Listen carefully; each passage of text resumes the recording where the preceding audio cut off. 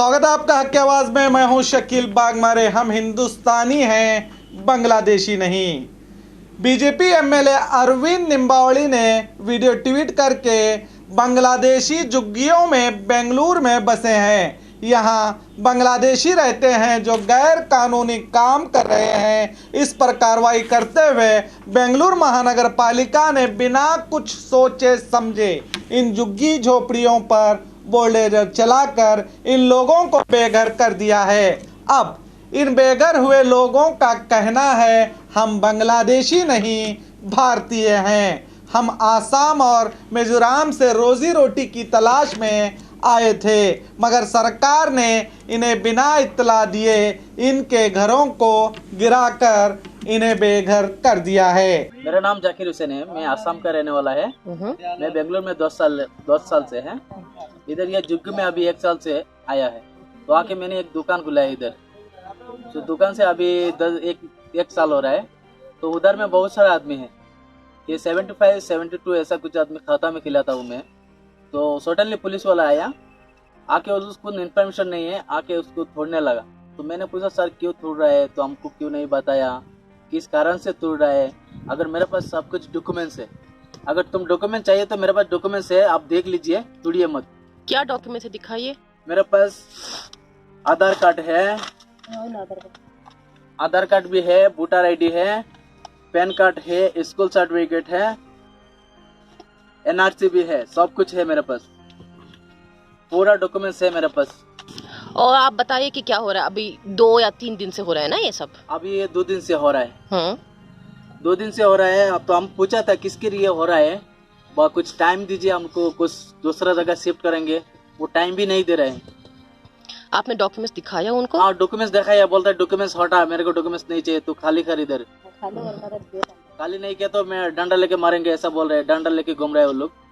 खाली करने के लिए सडनली बोला, मैं सडनली किधर जाएगा, मेरा बीवी बच्चा सब भी है, दुकान भी है मेरे साथ में, जाने का अभी सडनली किधर जाएगा। मेरे को बोला 2 दिन टाइम दो, वो टाइम भी नहीं दे रहे।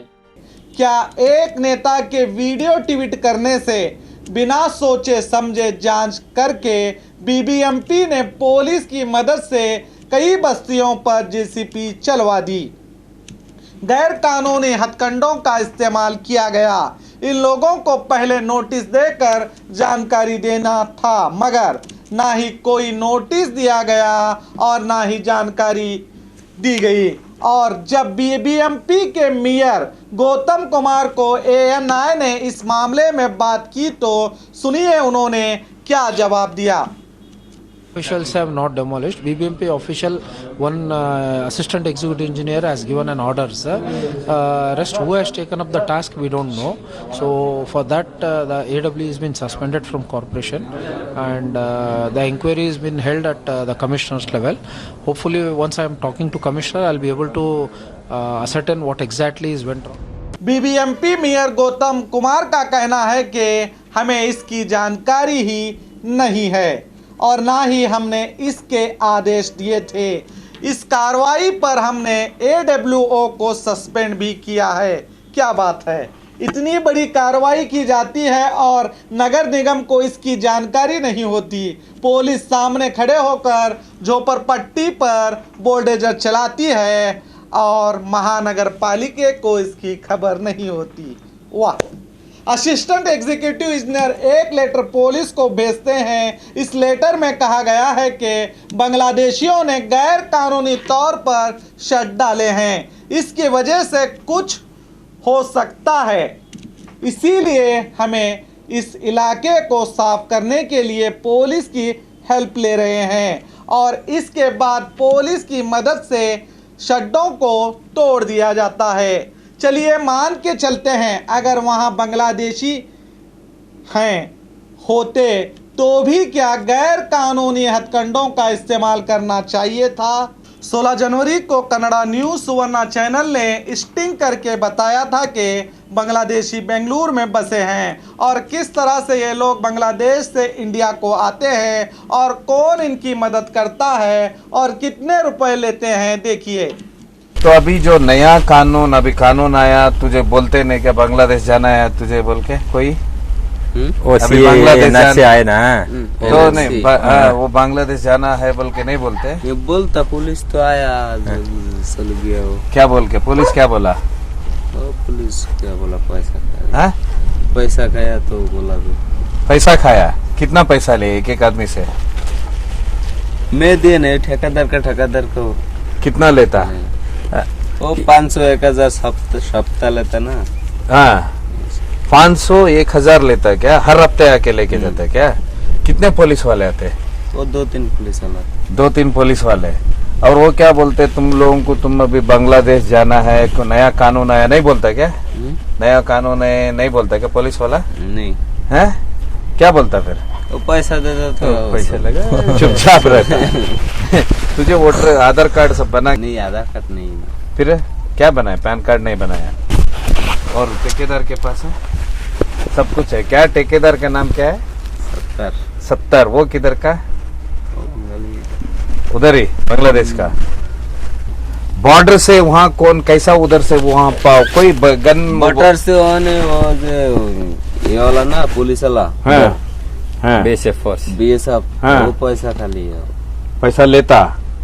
वो गोली वेली नहीं मरता क्या? नहीं मरता, पैसा खाता। कैसा लेता? ऐसे सीधा ही लेता क्या? है तुम उस दिन तुम आते समय तेरे सीधा हाथ में लिया क्या पैसा को? कौन उसी ने लिया है? वो दलाल दिया, मैं दिया नहीं। दलाल दिया। दलाल कितने लोग थे? कितने दिए तो मालूम नहीं है, वो बोला जो पैसा दिया। हाँ कितने लोग थे तुम लोग? वो 5-6 जन आया एक साथ में। एक साथ में। और उस समय पे रात था क्या दिन था तुम आते समय? दिन था। और बॉर्डर का गेट था क्या? ऐसा खुला मैदान था? खुला मैदान था। वो मैदान से इधर आ गए, मतलब लोगों को दिखना नहीं चाहता क्या? वो बॉर्डर में कुछ लोग वो खड़े रहते क्या? बीएसएफ वाले? बीएसएफ वाले खड़ा रहता है। हाँ तो लाइन मैन है। हाँ वो दलाल से बात करते क्या? दलाल से बात करता है। हाँ मेरे को मालूम नहीं, मैं पैसा दिए तो लेके आया। तो मालूम देश मालूम नहीं है। हाँ। किधर तो मालूम नहीं है। दलाल को पैसा दिए तो लेके आया। दलाल। और हावड़ा में आके दलाल ही छोड़ दिया क्या? या बेंगलुरु तक आ गए दलाल? बेंगलुरु तक आ गए। उसका नाम क्या था दलाल का? कैसे नाम है वो तो मालूम नहीं है।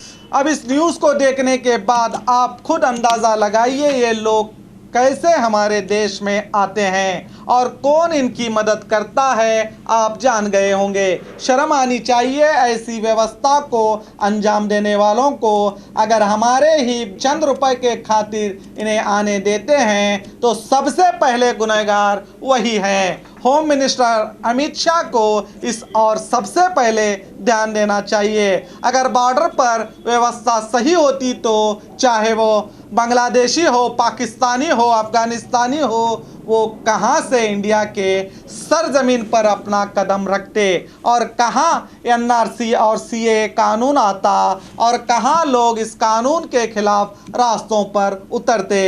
ये हर एक नागरिक को सोचने की ज़रूरत है कि हमारे देश के बॉर्डर्स से कैसे ये लोग आते हैं और क्यों इन्हें आने दिया जाता है। ये एक बड़ा सवाल है।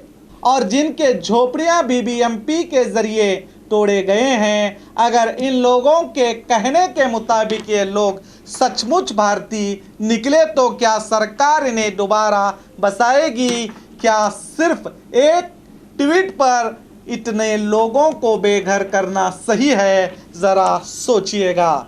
और खबरों के लिए देखते रहिए हक की आवाज़।